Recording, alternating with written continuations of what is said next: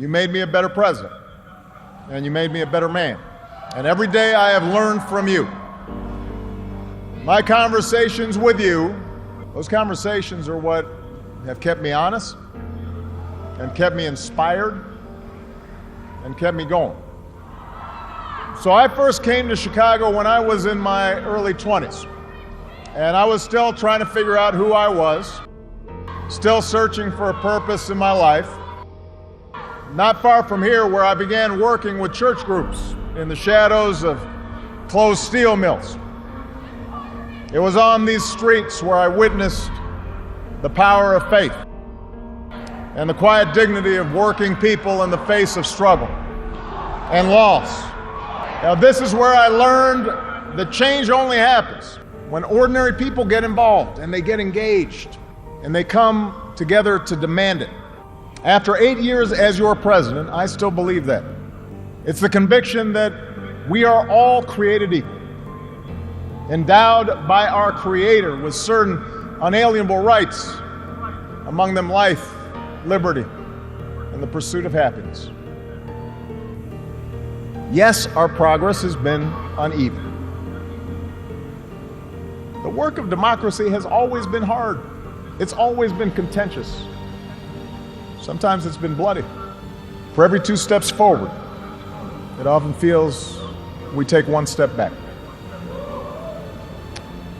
But the long sweep of America has been defined by forward motion, a constant widening of our founding creed to embrace all, and not just some.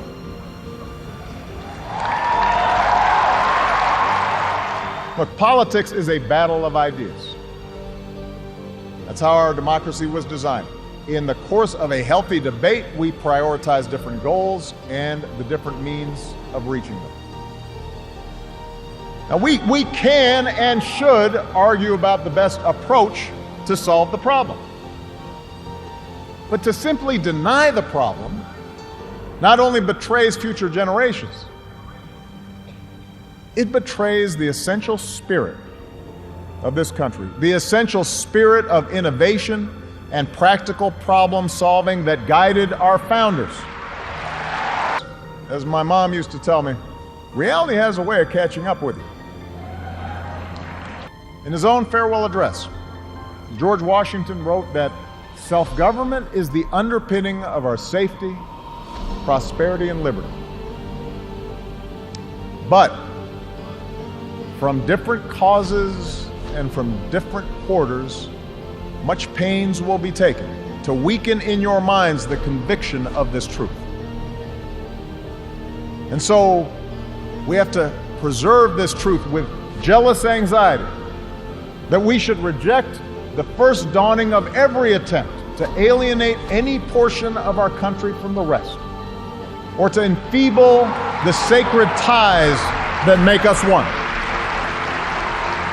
Show up, dive in, stay at it.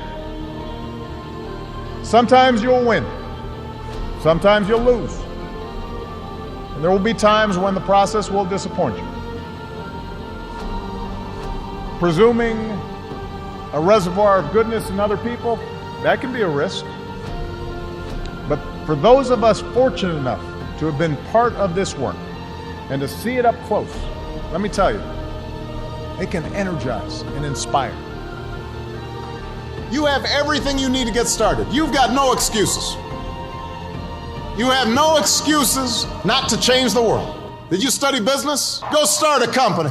Or why not help a struggling non-for-profit find better, more effective ways to serve folks in need?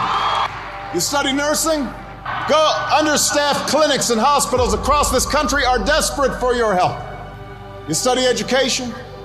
Teach in a high-needs school where the kids really need you. Give a chance to kids who can't get everything they need maybe in their neighborhood, maybe not even in their home, but we can't afford to give up on them. Prepare them to compete for any job anywhere in the world. No one expects you to take a vow of poverty, but I will say it betrays a poverty of ambition if all you think about is what goods you can buy instead of what good you can do. So yes, go get that law degree, but if you do, ask yourself if the only option is to defend the rich and the powerful, or if you can also find some time to defend the powerless. Sure, go get your MBA or start that business. We need black businesses out there, but ask yourselves what broader purpose your business might serve in putting people back to work or transforming a neighborhood. The most successful CEOs I know didn't start out intent just on making money. Rather, they had a vision of how their product or service would change things, and the money followed.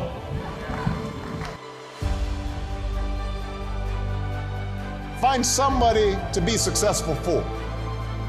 Raise their hopes. Rise to their needs.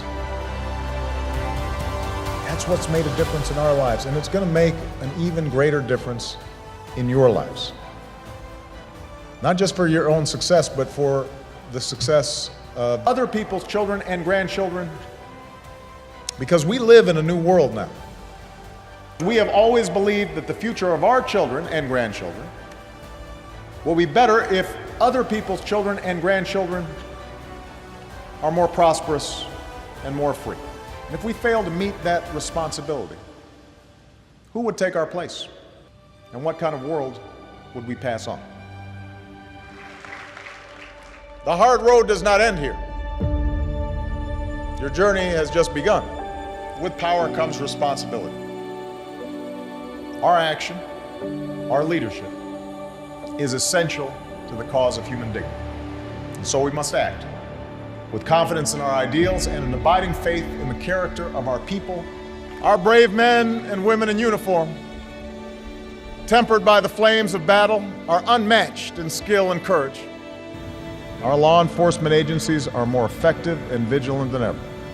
We have taken out tens of thousands of terrorists, including bin Laden. Our citizens, seared by the memory of those we have lost, know too well the price that is paid for liberty. The knowledge of their sacrifice will keep us forever vigilant against those who would do us harm.